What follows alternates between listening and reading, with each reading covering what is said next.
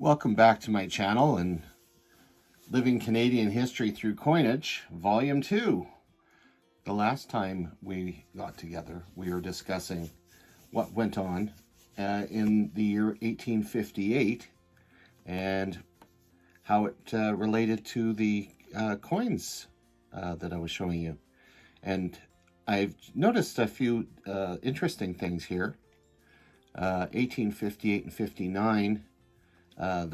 We had the pennies, and when you take a look at the larger denominations, getting into the nickels, dimes, and quarters and half dollars, there's a gap between 1859 and 1876, and in some of the other ones, 1870. I was curious about that, and I realized that, first off, during that time frame, the coins were being minted in Britain, and of course they had to sail overseas to get to us. Also, there's a big transition that was going on between Canada and the United States, especially throughout the 1850s, because trade was starting to pick up, and it was just a sensible idea to transition from the sterling system to the decimal system.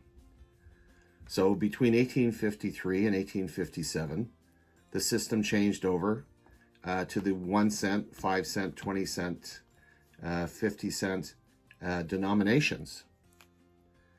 And again, I mentioned 20 cent because we do have a 20 cent one, but we also went to the 25.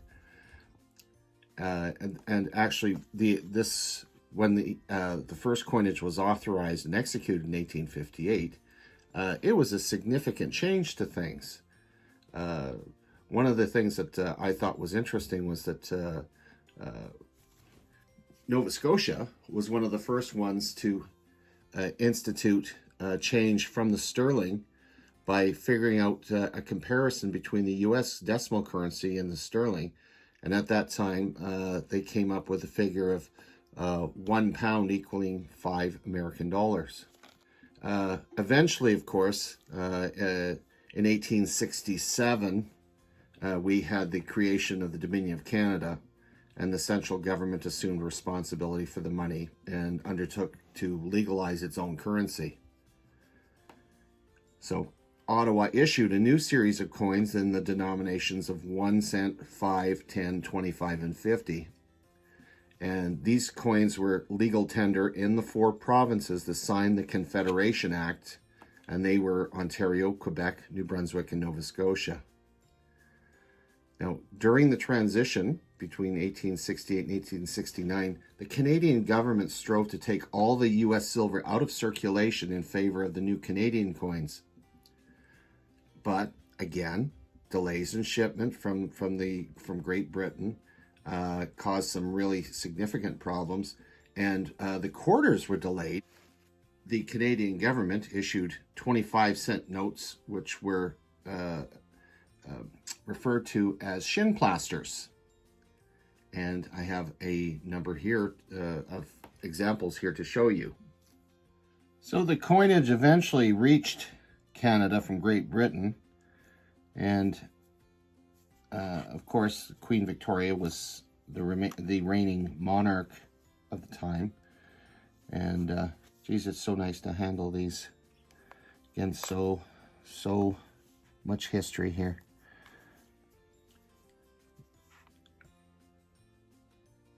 John Young, he was the Governor General, and John A. Macdonald at that time was the Prime Minister as of 1867.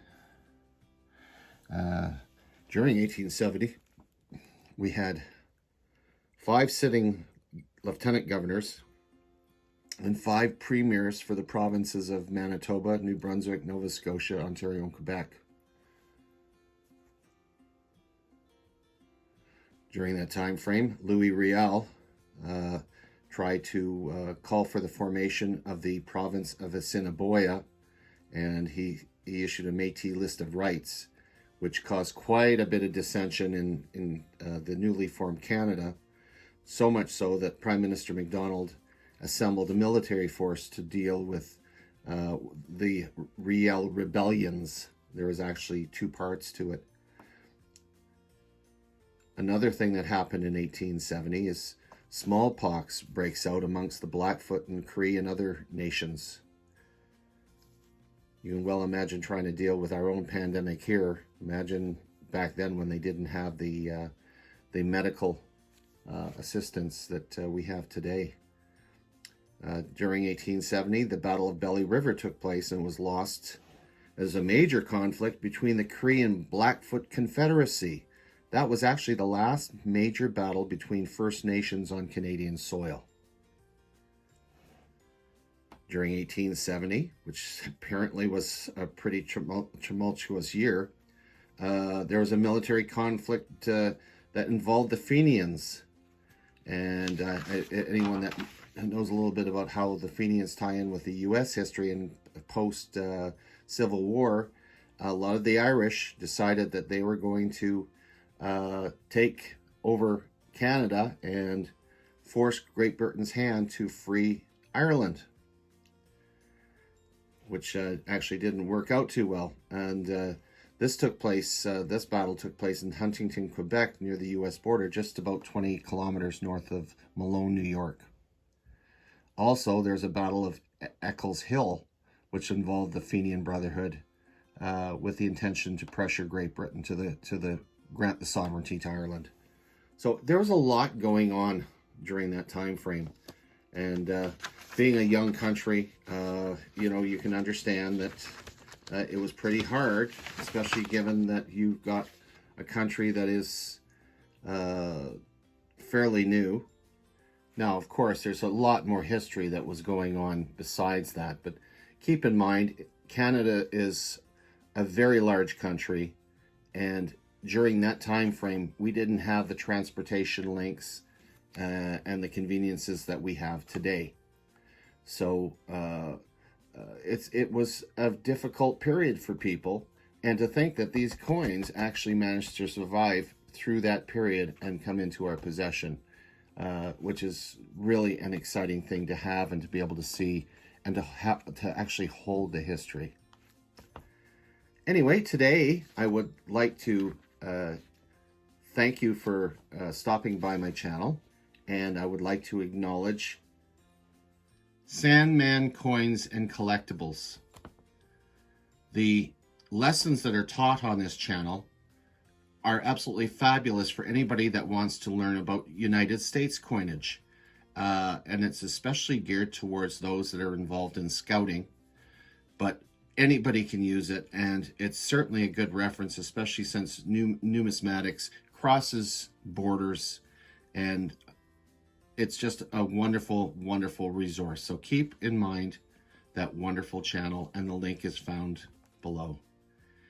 Thank you for joining me, and until next time, keep on collecting.